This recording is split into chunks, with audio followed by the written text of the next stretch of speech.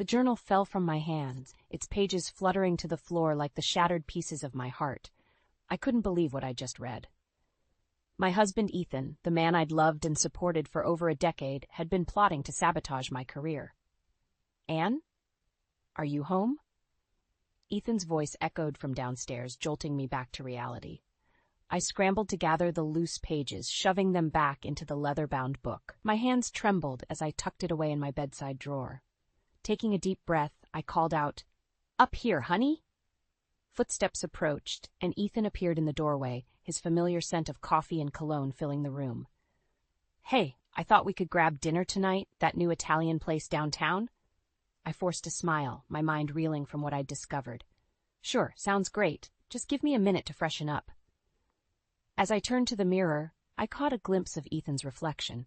His eyes, once filled with warmth and admiration, now held a coldness that sent a chill down my spine. How long had he been harboring these feelings? "Everything okay?" he asked, his tone casual but laced with something I couldn't quite place. "Fine," I lied, applying a fresh coat of lipstick. "Just a long day at work. The new collection is really taking off." Ethan's jaw tightened almost imperceptibly. "That's great, honey. You're really making waves in the fashion world." I searched his face for any hint of the resentment I'd read about, but his expression remained neutral. As we headed out, my phone buzzed with a text from my mother, Leah. "How are things, sweetie? Still on for lunch tomorrow?" I typed a quick reply, grateful for her constant support. If only she knew the turmoil brewing beneath the surface of my seemingly perfect life. At the restaurant, Ethan and I sat across from each other, an invisible chasm stretching between us. The waiter arrived, breaking the tension momentarily. "I'll have the chicken parmesan," Ethan said, barely glancing at the menu. "And for the lady?" the waiter asked, turning to me. "The grilled salmon, please," I replied, my appetite all but gone. As we waited for our food, Ethan leaned back, his eyes fixed on a point somewhere over my shoulder. "So how's the writing going?" I asked, desperate to fill the silence. His gaze snapped back to me, a flicker of something dark passing across his face. "It's fine. Nothing as exciting as your fashion empire, of course." The bitterness in his voice was unmistakable now. I felt a surge of anger rising within me. How dare he resent my success when I'd done nothing but support his dreams? "Ethan, is something wrong?" I pressed, unable to contain myself any longer. "You've been different lately."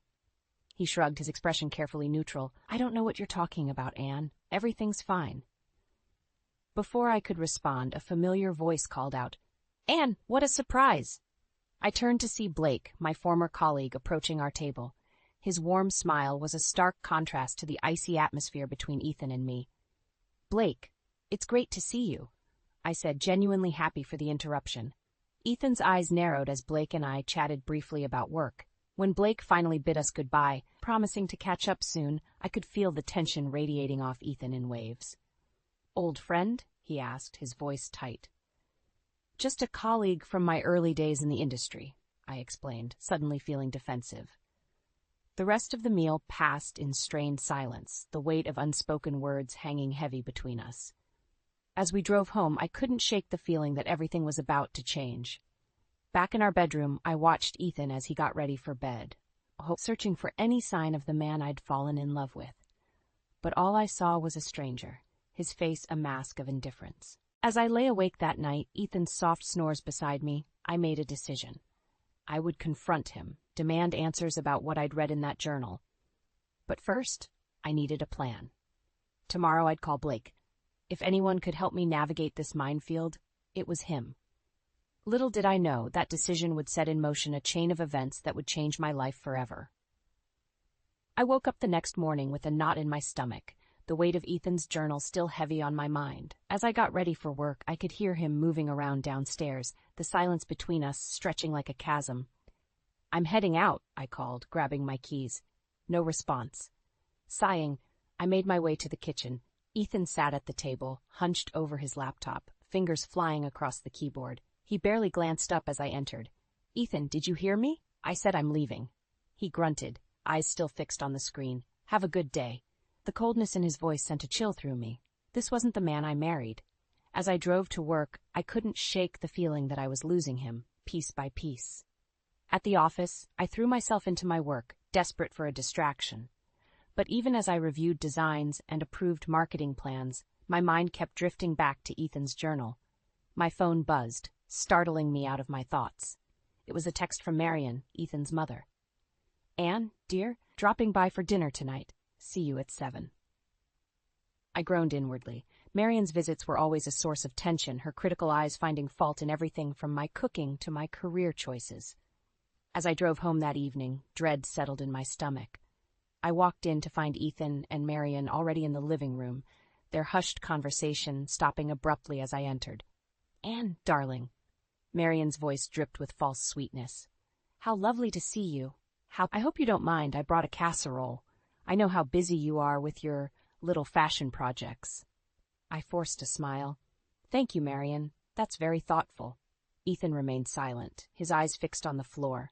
The tension in the room was palpable. As we sat down to eat, Marion launched into her usual litany of thinly veiled criticisms. "Anne, dear, don't you think it's time you focused more on your home life? Ethan tells me you're hardly ever here anymore." I felt a surge of anger.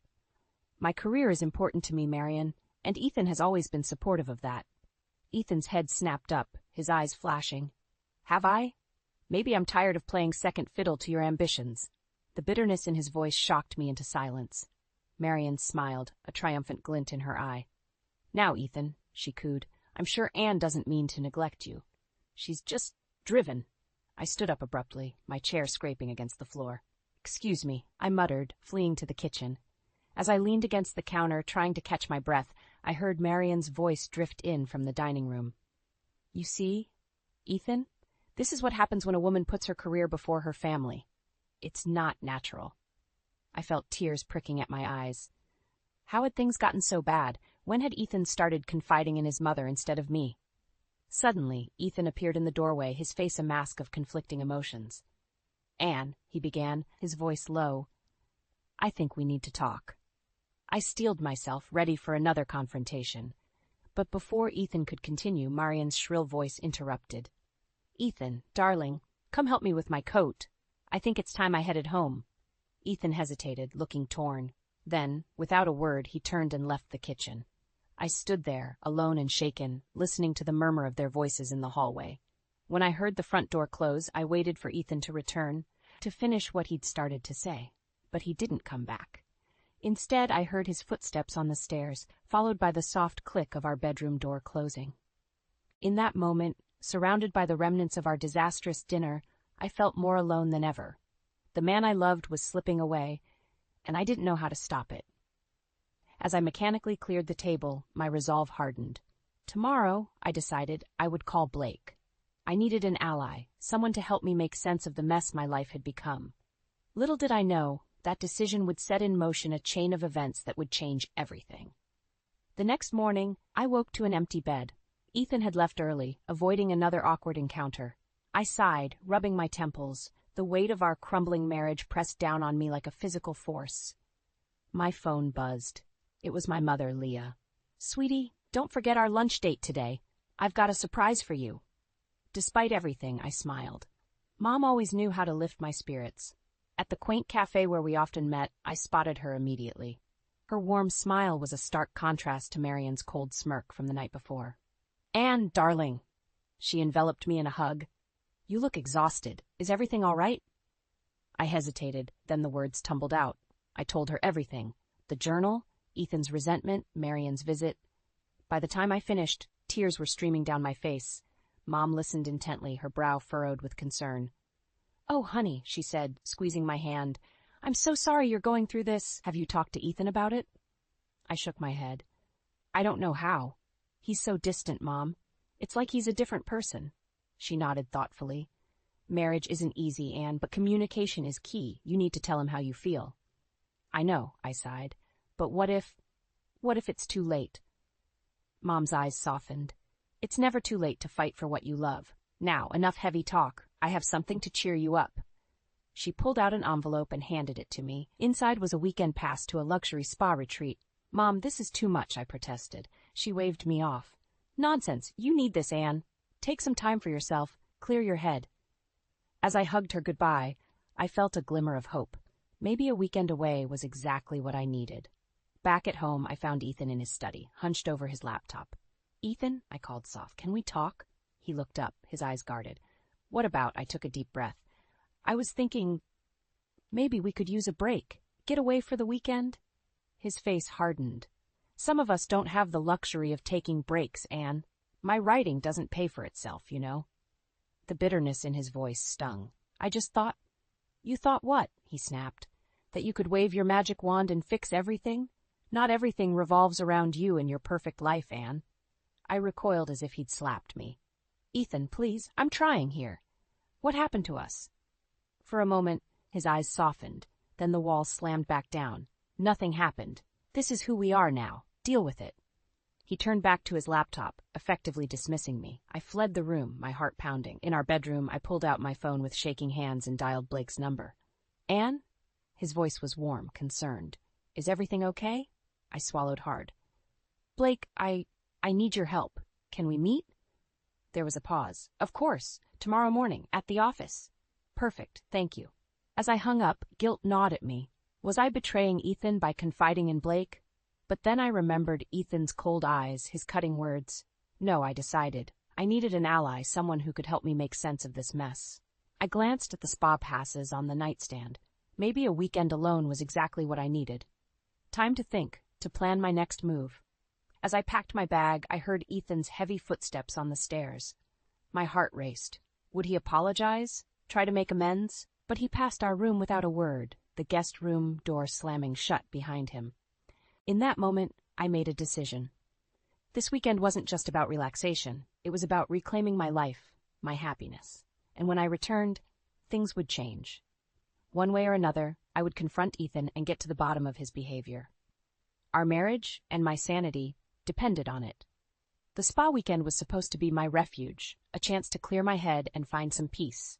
Instead, it became the eye of the storm. I'd barely settled into my room when my phone buzzed. A text from Ethan. "Where are you?" I hesitated before replying, "At a spa, Mom's treat. I needed some time to think." His response was immediate and biting. "Of course, run away when things get tough. Typical." I tossed the phone aside, fighting back tears. This wasn't the man I married. What had happened to us? Unable to relax, I found myself drawn to the laptop I'd brought along. Work always calmed me.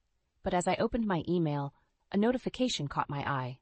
It was from our shared cloud storage, alerting me that Ethan had uploaded new files. Curiosity got the better of me. I clicked, expecting to see drafts of his latest writing project. Instead, I found a folder labeled Anne's Downfall. My heart raced as I opened it. Inside were detailed plans, strategies to undermine my career. There were emails to my competitors offering insider information, fake reviews of my designs ready to be posted online, even a draft of a scathing exposé about my company's supposed unethical practices. I felt sick. This went beyond simple resentment. This was a calculated plan to destroy everything I'd worked for. With shaking hands, I called my mother. "Mom," I choked out when she answered, "I need you." An hour later, she burst into my room, concern etched on her face. I showed her what I'd found, watching as shock turned to anger in her eyes. "Oh, Anne," she breathed, I can't believe Ethan would do this." "What do I do, Mom?" I whispered, feeling lost. She squared her shoulders, a fierce look in her eyes. "You fight back. This isn't just about your marriage anymore. This is your life's work he's threatening." As we talked, a plan began to form, but I needed more information, someone who knew the industry inside and out. "I'm going to call Blake," I decided. "He might have insights we're missing." Mom nodded, squeezing my hand. "Good idea. I'll go get us some coffee. This might be a long night." As soon as she left, I dialed Blake's number. He answered on the second ring. "Anne, is everything okay?" I took a deep breath. "Blake, I need your help. It's about Ethan." There was a pause. "I was afraid of this," he said softly. "Anne, there's something you need to know." For the next 20 minutes, Blake filled me in on what he'd observed over the past few months. Ethan's increasingly erratic behavior at industry events, whispered conversations with my rivals, attempts to access confidential files. "I didn't want to believe it," Blake finished. "But Anne, I think Ethan's jealousy has turned into something dangerous." As I hung up, my mind was reeling. The pieces were falling into place, painting a picture I didn't want to see. Mom returned, taking in my shell-shocked expression. "What is it, honey?" I looked up at her, suddenly feeling very small. "Mom, I think my marriage is over." She sat beside me, pulling me into a tight hug. "Oh, sweetheart, I'm so sorry." As I cried in my mother's arms, a strange calm settled over me. The path ahead was clear now, painful as it might be. I pulled away, wiping my eyes. "I need to go home," I said, my voice stronger than I felt. "I have to confront Ethan before he can do any more damage." Mom nodded, her eyes filled with a mixture of sorrow and pride. "You're right, and I'll be right there with you, every step of the way." As we packed up my things, I steeled myself for the confrontation to come. This wasn't just about saving my marriage anymore. It was about protecting my life's work, my passion, my future. Ethan had made his choice. Now it was time to make mine. The drive home from the spa was a blur of conflicting emotions. Anger, hurt, and fear battled for dominance as I gripped the steering wheel, my mother's supportive presence beside me, a small comfort in the storm of my thoughts. As we pulled into the driveway, I saw Ethan's car. My heart raced. This was it. The moment of truth. "Are you sure you want to do this now?" Mom asked, concern etching her features. I nodded, steeling myself. "I have to, Mom, before I lose my nerve." We entered the house, the air thick with tension. Ethan emerged from his study, surprise flickering across his face at the sight of my mother. "Anne? Leah? What's going on?" I took a deep breath. "We need to talk, Ethan, now." His eyes narrowed, darting between us. "What's this about?" "I know everything," I said, my voice surprisingly steady. "The journal, the sabotage plans, all of it." Ethan's face paled, then flushed with anger. "You went through my private things?" "Don't you dare turn this around on me," I snapped. "You've been plotting to destroy my career, my life's work. How could you?" He laughed bitterly. "Your life's work? What about mine, Anne?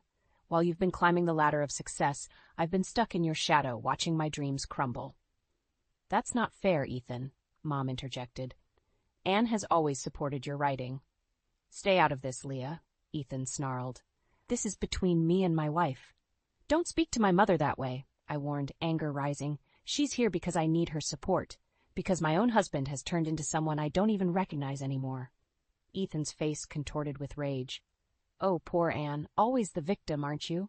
Well, let me tell you something. I'm tired of playing second fiddle to your ambitions. I'm tired of being Anne's husband instead of Ethan Carter, writer." "So you decided to destroy everything I've worked for?" I asked, incredulous. "Ethan, I loved you. I supported you. How could you do this to me?" For a moment, I saw a flicker of the man I married in his eyes. Regret, maybe even shame, but it was quickly replaced by cold determination. "I did what I had to do," he said quietly. "You don't understand what it's like, living in your shadow." "Then help me understand," I pleaded. "Talk to me, Ethan. We can work through this." He shook his head. "It's too late for that, Anne. I've already set things in motion." My blood ran cold. "What do you mean?" Ethan's smile was cruel. "Check your email. I'm sure your little empire is crumbling as we speak." With shaking hands, I pulled out my phone. My inbox was flooded with panicked messages from my team. Leaked designs, false accusations, stock prices plummeting. I looked up at Ethan, horror and disbelief warring within me. "How could you?" He shrugged, a hint of satisfaction in his eyes. "Now you know how it feels to watch your dreams die." In that moment, something inside me snapped. The last thread of hope I'd been clinging to disintegrated. "Get out," I whispered. "What?" "I said, get out," I shouted, tears streaming down my face. "We're done, Ethan. I want a divorce." Shock registered on his face, quickly replaced by anger. "Fine," he spat. "You'll be hearing from my lawyer." As he stormed out, slamming the door behind him, I collapsed into my mother's arms, sobs racking my body. "It's okay, sweetheart," she soothed. "You're strong. You'll get through this."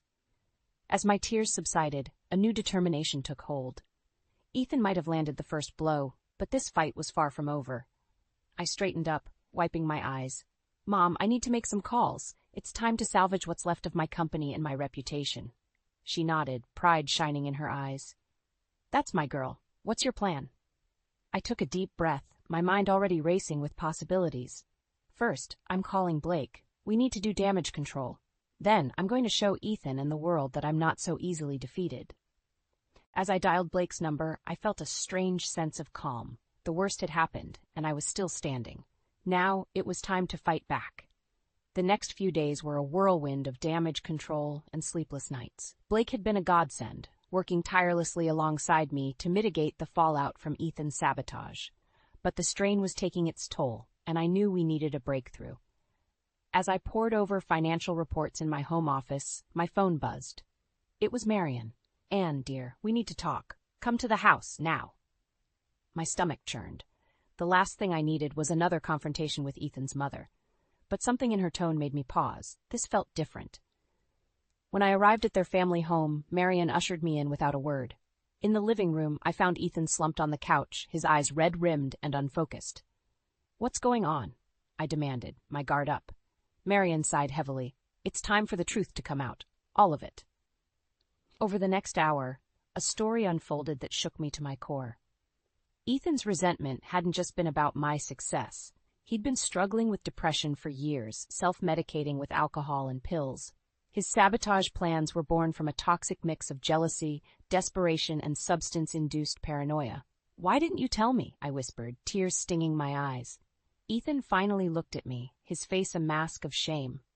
"I couldn't bear for you to see me as weak. You were so strong, so successful. I thought if I could just bring you down a notch, I'd feel like a man again."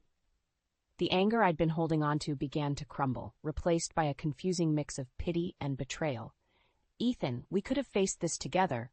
Why didn't you trust me?" "Because I was a coward," he said, his voice breaking. "And now I've destroyed everything." Marion stepped in, her usual sharpness softened by concern. "Anne, I know my son has hurt you deeply, but he needs help. Professional help. Will you support him in getting it?" I felt torn. Part of me wanted to walk away, to let Ethan face the consequences of his actions alone, but another part remembered the man I'd fallen in love with, the kind and supportive partner he'd once been. "I'll help," I said finally. "But not as your wife, Ethan. That chapter of our lives is over." He nodded, a mix of relief and sorrow in his eyes.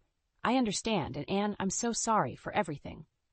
As I left the house, my mind was reeling. I'd come seeking confrontation and found, what? Closure? Understanding? It didn't erase the pain or the damage done, but it shifted something inside me. Back at home, I found my mother waiting, concern etched on her face.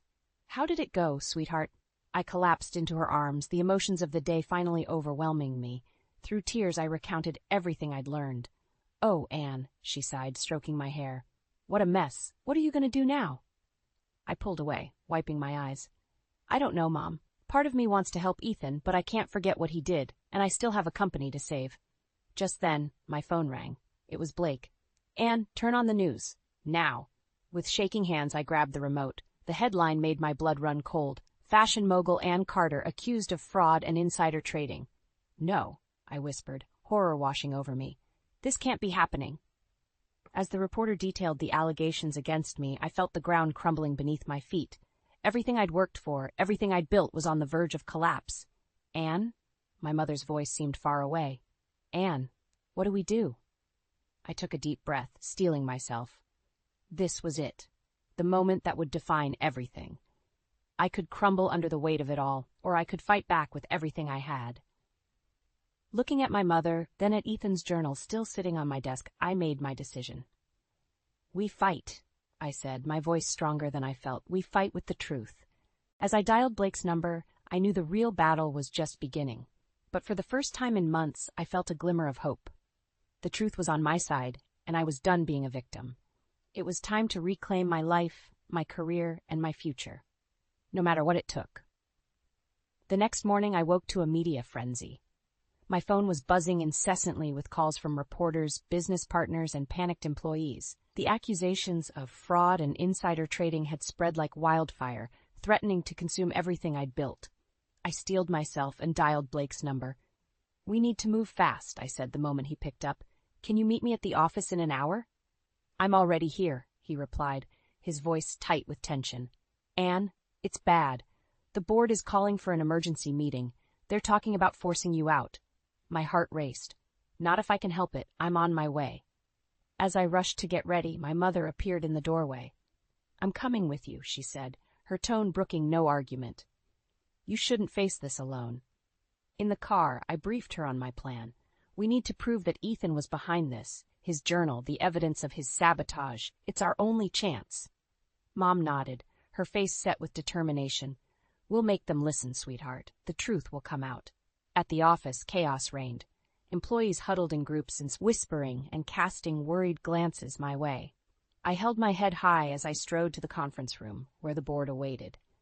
The moment I entered, I could feel the hostility. Richard, the head of the board, spoke first. Anne, in light of these serious allegations, we believe it's in the company's best interest for you to step down immediately. I took a deep breath. Before you make any decisions, there's something you need to see. I placed Ethan's journal on the table. My husband has been sabotaging this company out of jealousy and resentment. These fraud allegations are a result of his actions, not mine. Skeptical murmurs filled the room. I pressed on, detailing Ethan's plot, his struggles with depression and substance abuse, and his confession.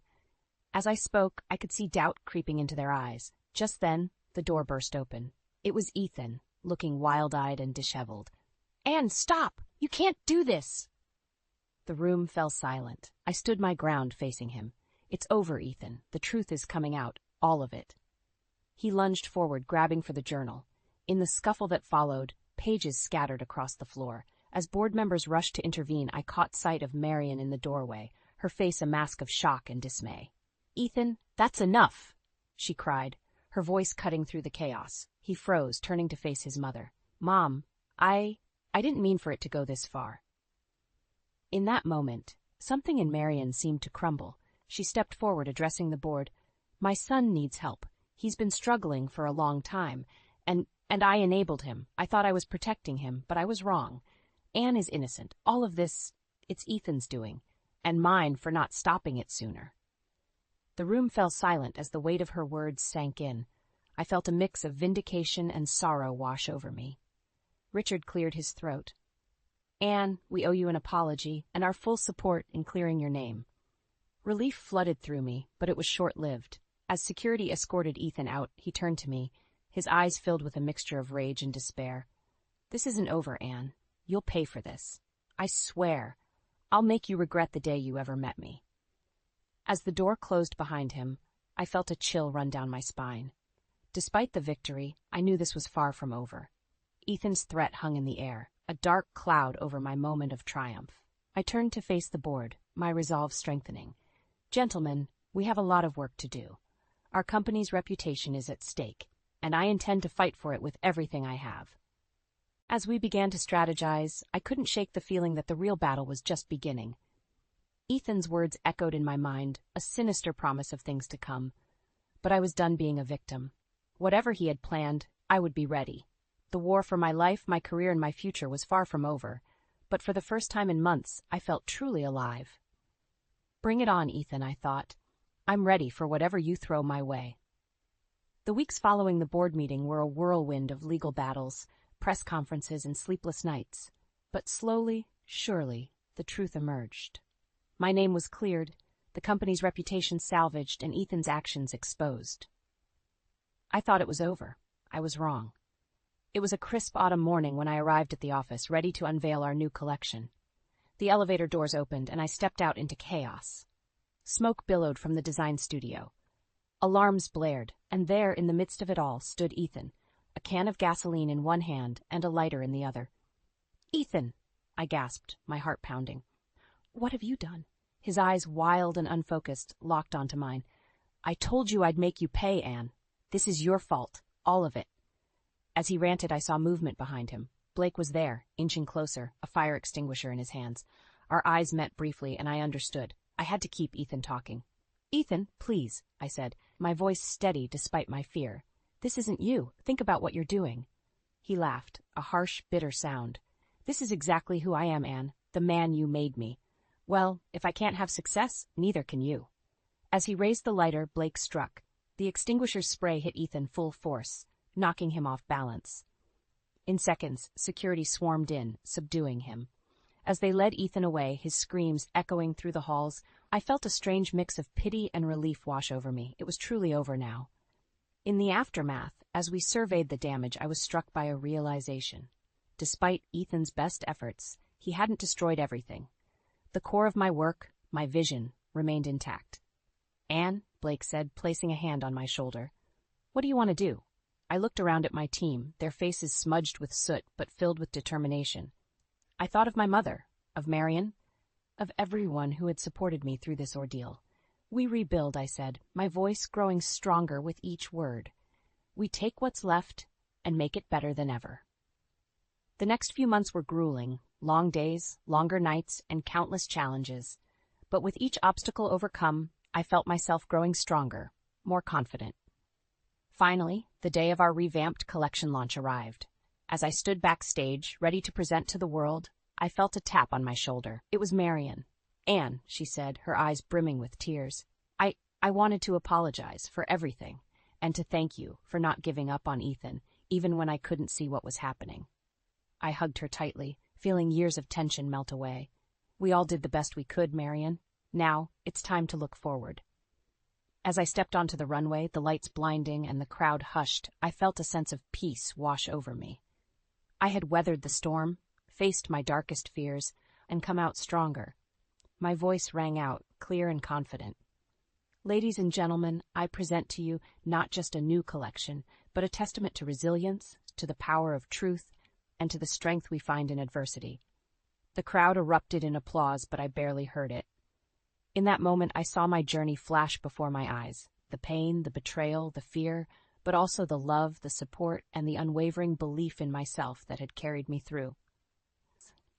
As I took my final bow, I caught sight of my mother in the front row, tears streaming down her face, pride shining in her eyes, and I knew with absolute certainty that this was just the beginning. I had lost a husband, but I had found myself. I had faced destruction, but created something beautiful from the ashes.